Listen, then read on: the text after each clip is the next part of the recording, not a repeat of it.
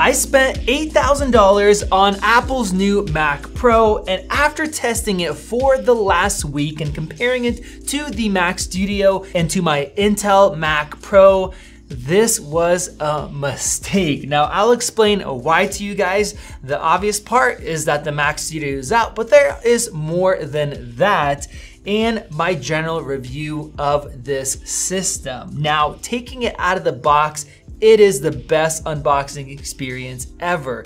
That box alone weighs 35 pounds. You have these super high quality handles that are just weird to have on a box. The packing is incredible, and yes, this comes with a keyboard and a mouse that you don't get with any other desktop Mac. Now, I own the Intel version of this Mac Pro since it launched in 2019, and I recently sold it before this came out, finally dropping the price, selling it for $4,000 when it cost $15,000 new if you got the RAM from Apple, which was crazy. And now I kind of wish that I didn't. Now, the main reason why I ordered one of these after Apple announced and showed us that it had the same M2 Ultra as the Mac Studio is for those PCI slots and the ability to use this as both our main video editing computer and a high capacity full SSD storage that is built inside of there. And that is because it uses PCI-Express 4.0, and I can use one of these crazy high capacity cards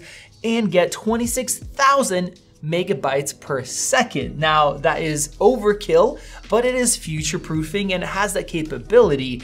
But what Apple didn't tell us is that the PCI-Express 4 bandwidth is actually shared between all of the slots, which means if you put in multiple cards, you get split bandwidth, bringing it back down to PCI-Express 3 speeds.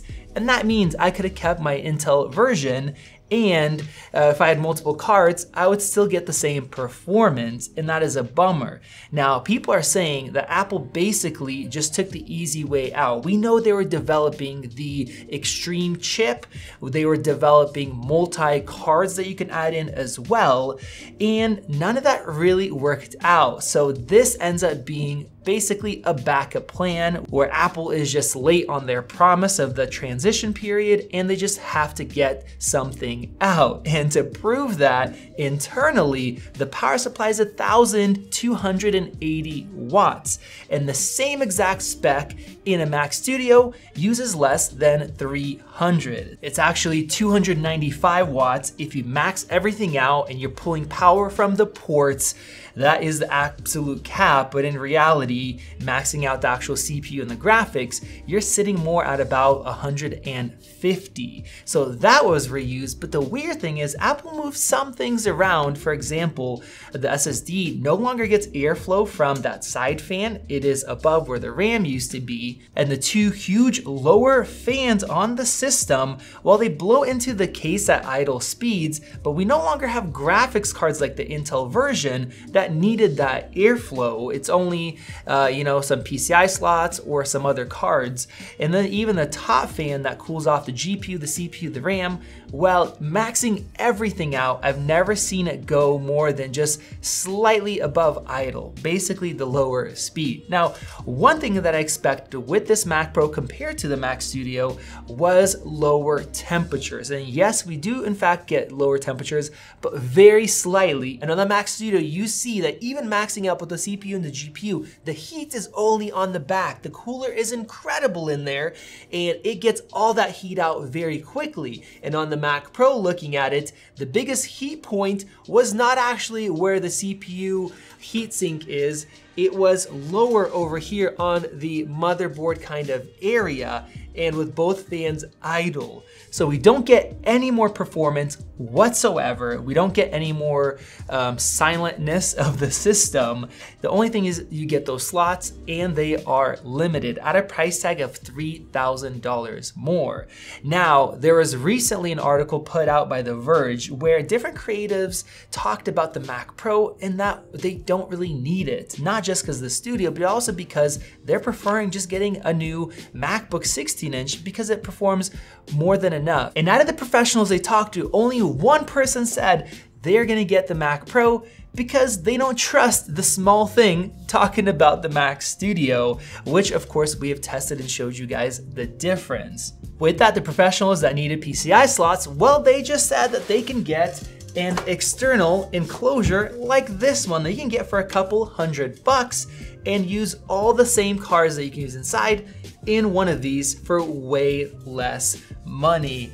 And I think that is the case for us as well. Now, we might not get the peak speeds, but those slots are really only beneficial to those that have PCI-Express 4 cards, and pretty much everything in the market doesn't need it because we're not using graphics either. So this is a beautiful, heavy system, but now that we tested the Mac Studio and I did a dedicated video comparing all the performance aspects of those that you guys could check out, it really does not make sense to pay that much extra just for some cards that you can run externally. And then for PCI-Express 4, well, now we found out that the bandwidth is limited because they basically just wanted to make something to make it. They didn't even put multiple controllers in for those slots. Now, other people also said that they don't trust Apple with the system because the 2013 trash can, well, that was a failure. The Intel version 2019 was supposed to be quickly updated. Well, we had a couple extra graphics cards, but that was about it. And Apple kind of left people in the dust as well. And when they replaced it, we got this again. So who knows when they will update it. And it might be more likely that the new Mac Studio is in fact the actual Mac Pro that they've always wanted to make in a small form factor that they couldn't before with the G4 Cube or the trash can Mac Pro, but now with their own chips, they run so cool and so quiet that everything finally works out and the world has moved far enough from PCI cards where even audio companies that make cards are now just making Thunderbolt versions for creatives as well. So this thing that I bought that I meant to keep long term, well, it just does not make sense. And I think even for us, we're gonna go with a different option, probably the Mac Studio, the M2 Ultra version, because that thing has impressed us a lot more than we expected. You guys let me know your thoughts down in the comment section below. Do you think Apple did enough? Is this a good system that is worth buying? It looks like the creatives aren't really agreeing with that. The professionals that usually would buy one, go ahead and click that circle above to check out more videos. And if you want to see the full comparison of the Studio, it is right over there. This has been Max, and I'll see you in the next one.